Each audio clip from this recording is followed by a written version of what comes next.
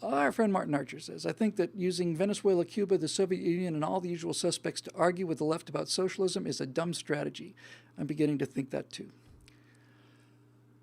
All those usual examples were dictatorships, and few people in the free world can get their hands around living under such regimes. They can, however, see plenty of examples of socialism supposedly working for decades in Europe, and examples of socialist ideas like welfare states, nationalized health care, and government control of many aspects of life, apparently to them, working benignly to right the wrongs of the world as they see them. I come up against this all the time when discussing, arguing with my leftist friends and family. They're fine with the socialism in their lives because it has pervaded their lives from birth, and it's not backed up with a dictator figurehead.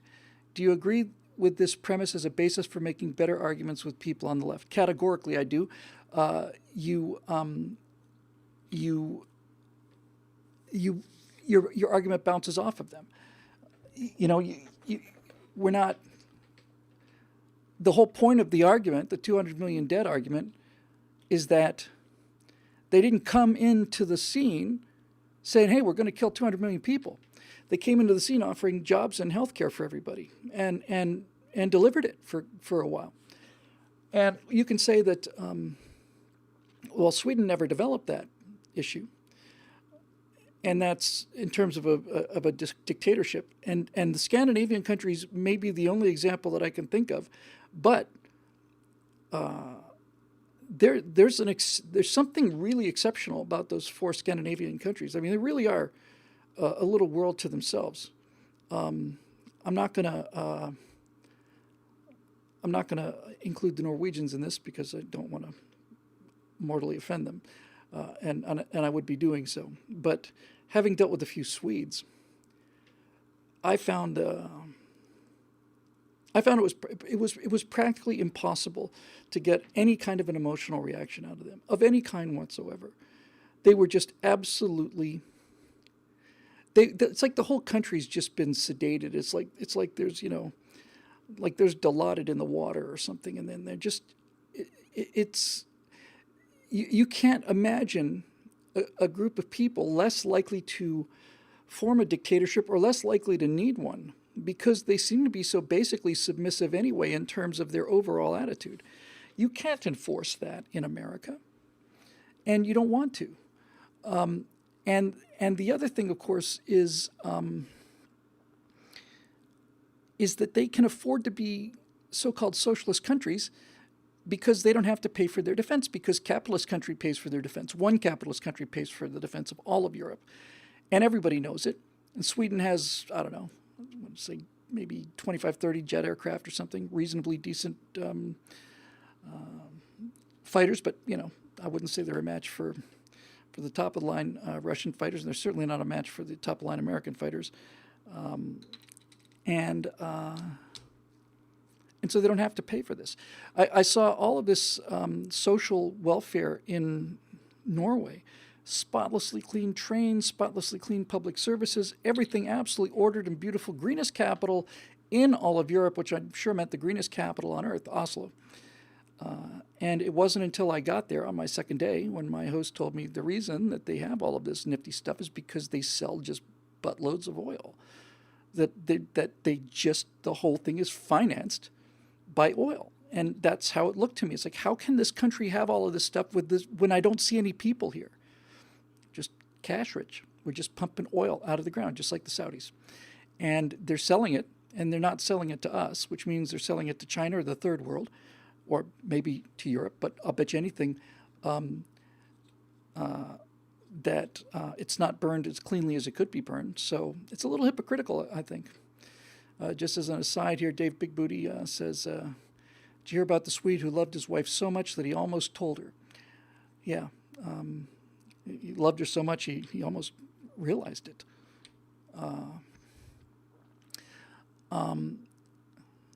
So Sweden, I mean, socialist Sweden is an anomaly because of its population, and Norwegians got very upset when they found out I was calling Norwegians socialists.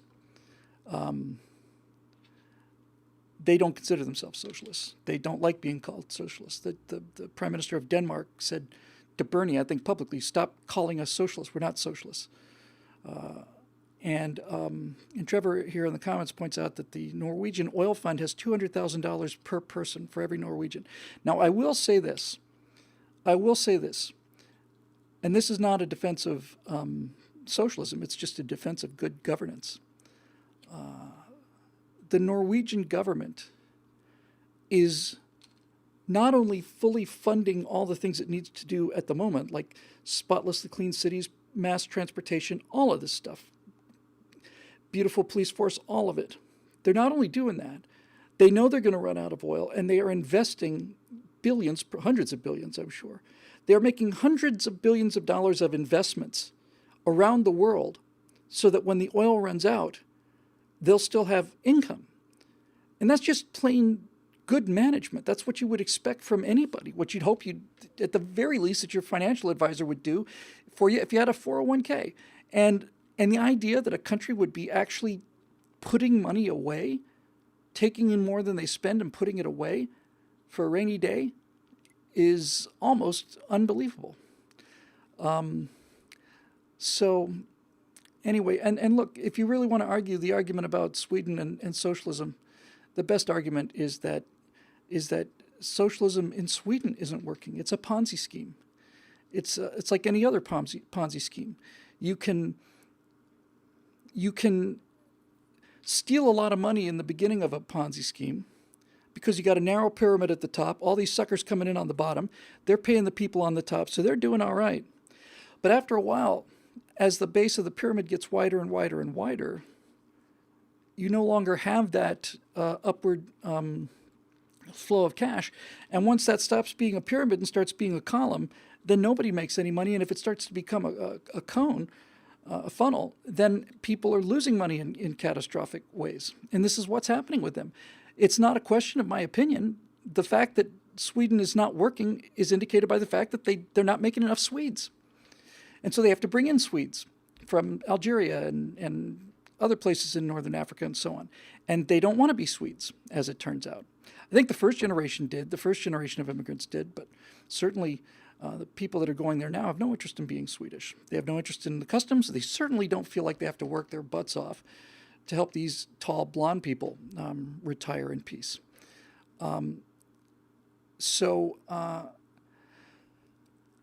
It's, I would hit them. I'd hit them where they live. I'd hit them, say, well, what's your idea of a perfect socialist country? Sweden. Then just tell them why Sweden isn't working, why Sweden is an illusion. Sweden is an anomaly caused briefly by the fact that after World War II, there was enough money to play this game for 30 or 40 years, and then it stopped, and now it's not working, and now and the U.S. was paying their defense budget, and so on, and you have to ask yourself what it is about this kind of cradle-to-grave socialism that makes you not want to have any, makes you not want to live. I mean, the birth rates in Scandinavia are, if not the lowest in the world, they're right behind Japan. And it turns out that this isn't such a big surprise, It just isn't. If you are born into a nursing home and everything is taken care of for you, then you not only do not have to develop any initiative, you don't have, there's some, if you're fed cradle to grave, I just think that it does something to your life force, that it makes you into a rabbit, It makes you into you're just pushing a food pellet. That's the limit of your exertion, and your ambition too. Like I said, and I mean this in a nice way, I had an enormously good time in Norway, and I thought very, very highly of the Norwegians, very highly of them, and I still do. But I was trying to put my finger on it, as I mentioned before on this show. When I finally got to it, I said to my host, who was an American who had lived there for 30 years, I said, you know what, I finally figured it out, Dick. This is like a game preserve for humans. If you had some humans and you wanted to take really, really good care of them, that you'd create Norway. And you'd make sure that everything was safe and clean, and that all the fountains worked, and all the driveways worked, and all the cars worked, and the humans could get from one place to another. And you would allow them to do whatever they wanted to and make their lives as comfortable as possible from the moment they're born to the moment they die, just like any other pet you might have.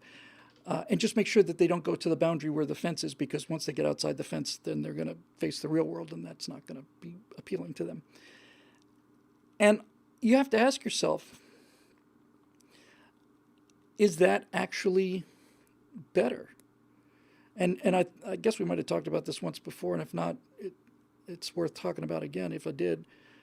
It really comes down to, do you want to be a wolf or do you want to be a poodle?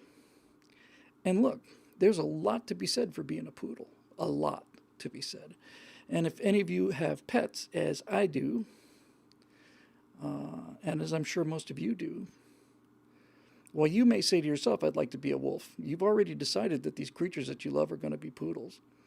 And so the question is it better to be a wolf or a poodle? I think about this quite a lot. I think about it with my cats. I think, sometimes I see them there and they're lying there and it seems like maybe they're bored, although this house that we're renting is cat heaven.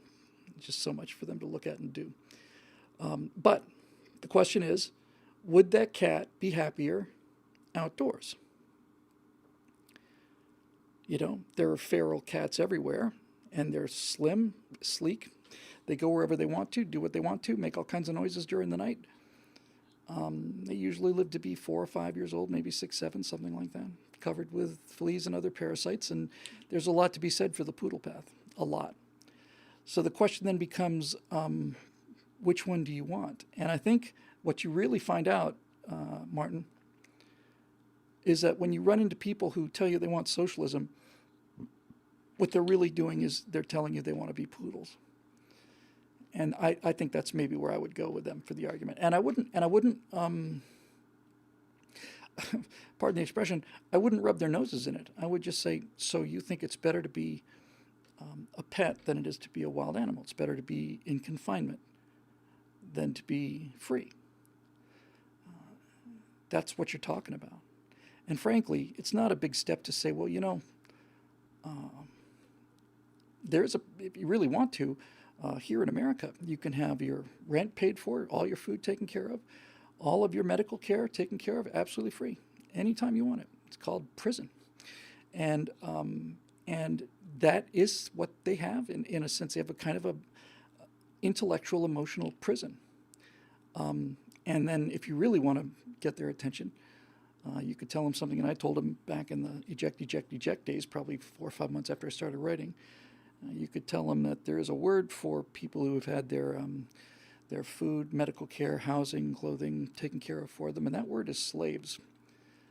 So, see, the reason that socialism is popular is because we don't have any. Well, we don't have what they want. What you've got, Martin, is you've got a bunch of capitalists talking about how much they would love socialism.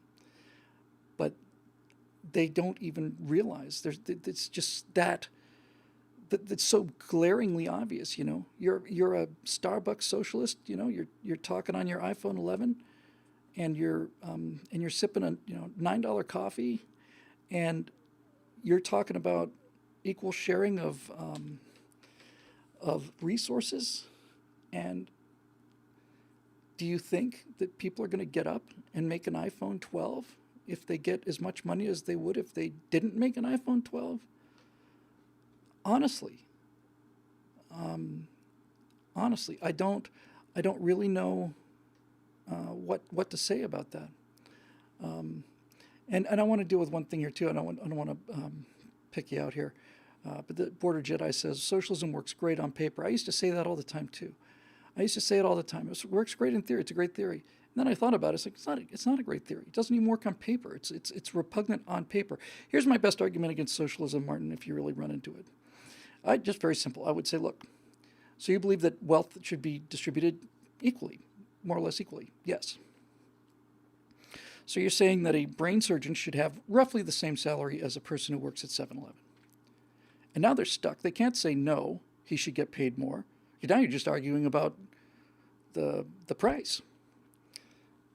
Right? He has to say yes. They have to say yes. Because if he says no, a brain surgeon should obviously get paid more than a 7-Eleven clerk. Then you've got him. It's like, well, welcome to the world you've been looking for. That's exactly what we do here in capitalist countries, and nobody tells us how much to pay the doctor. Nobody tells us how little to pay the sales clerk. It's just done by freedom. People are voluntarily picking prices and occupations.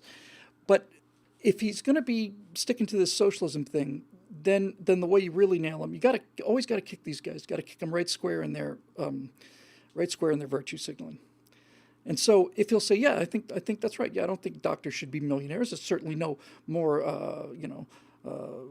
it's certainly no better work than being and you'll hear all of this stuff, right? And that's when you have the chance to say, so you're advocating a system that says that if I give up my entire youth and all of the college parties that I didn't go to and all of the other parties that I didn't go to, football games I didn't play or attend, all of it, because I spent 17 years studying to be a brain surgeon, and all of my young adulthood is gone. I didn't go to Vegas, and I didn't have that great weekend you're talking about, and we didn't party, and we didn't smoke dope, and we didn't go to concerts, and all this stuff that you're so happy that you did. We didn't get to do any of that. We sat around and studied so that we could become brain surgeons. And now you're telling me that person should get the same reward as a guy that just slept on the couch and played video games, woke up at 3 p.m? You're telling me that's fair? Is that fair? Does that seem fair to you? Does it seem fair? What about if you don't like the brain surgeon thing because it's a little too bourgeois, then what about a guy who's working in a coal mine? If you're telling me a guy who's working in a coal mine should get the same amount of money as a guy who's sitting on his couch, sleeping till 3 and watching computer games, how can you possibly say that is equivalent? You can't. And so if you turn out that you put it to people by force, you say you are going to all make the same amount of money. We're going to take half of your brain surgeon's salary and we're going to give it to the sales clerk. Then what you're going to find is when being a sales clerk and being a brain surgeon pay the same, you're going to find very, very, very few people who are going to be willing to become brain surgeons, because not only is there no point in it, they may have a passion to practice medicine, but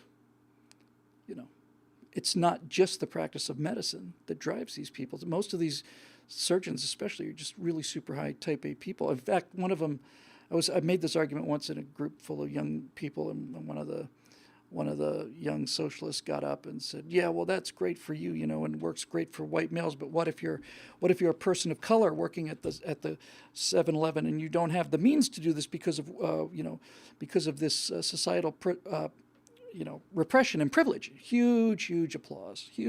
She's just beaming, smiling, just so proud of herself for all the virtue she's signaled. And I let that applause die down. I said, I'm so glad you mentioned that. I'm so glad you mentioned that.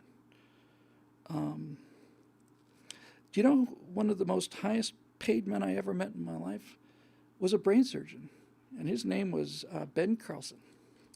And Ben Carlson grew up so poor that he didn't have shoes.